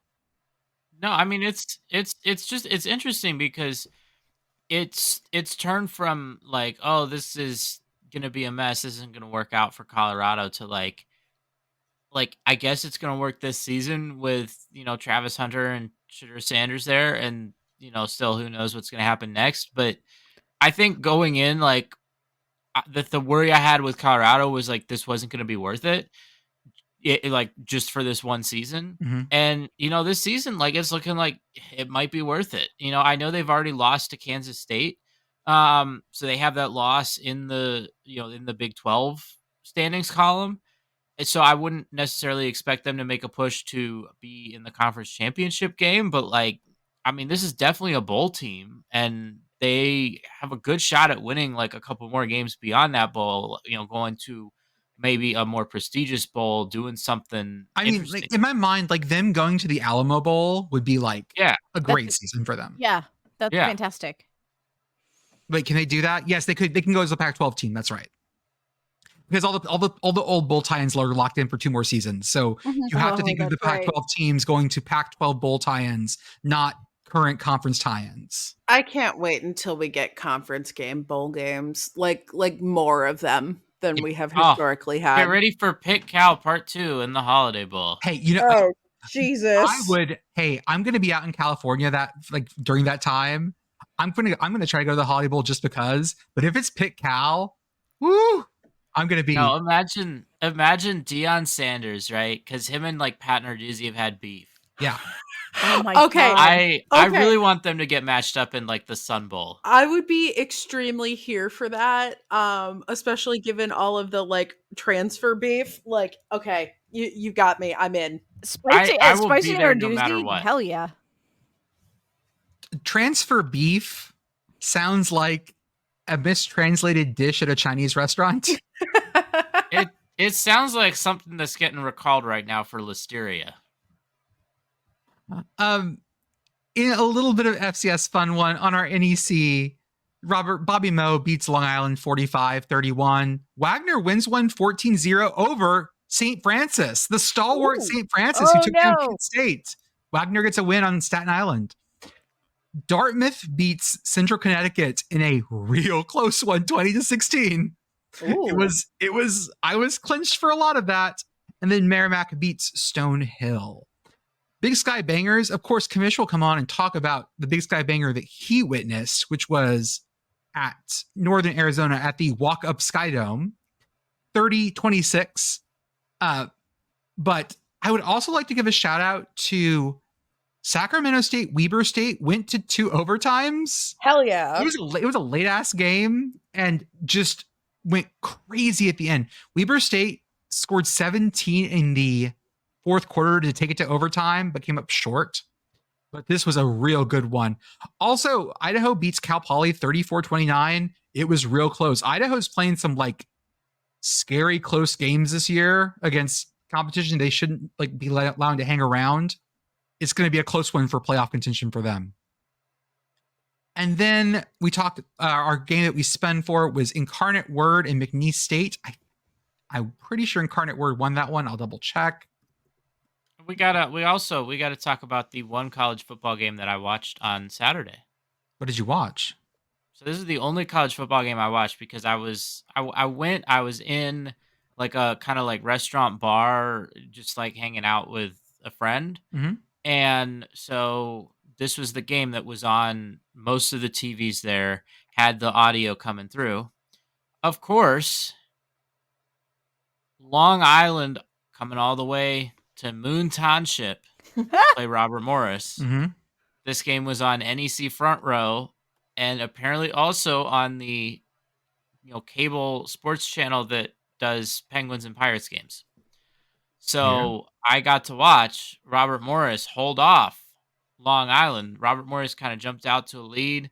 Long Island came back, ended up in the fourth quarter, kind of back and forth. Long Island went ahead briefly. Robert Morris came back. I mean, like it was an exciting game. It was, it was the game that was on at the restaurant I was at. So, I watched the whole thing and like, it was a good time. It was Incarnate Word 30 at McNeese State 17. Incarnate Word is looking real hot this year. Random trophy game that I do want to mention, Citadel 13, VMI 10 for the Silver Shaco. Ooh. Someone said, I'm glad it has a flared base. Oh my God. Oh boy. Folks, I'm going to leave it at that. Why not? I mean, don't. Listener, do not. If you come into possession of the Silver Shaco, do not. You do not want to have to explain that to the ER doc. I don't care if it has a flared base or not. Just don't. I love how there are certain things where you're just like terminally all online where you just, the term flared base just, yep. Because if I said that to certain people, they'd have no clue what I'm talking about. Yep. But we're all broken in some fundamental way. Good night, folks. Da-da-da-da-da-da. Hold up, I gotta do that. Speaking of the flared base.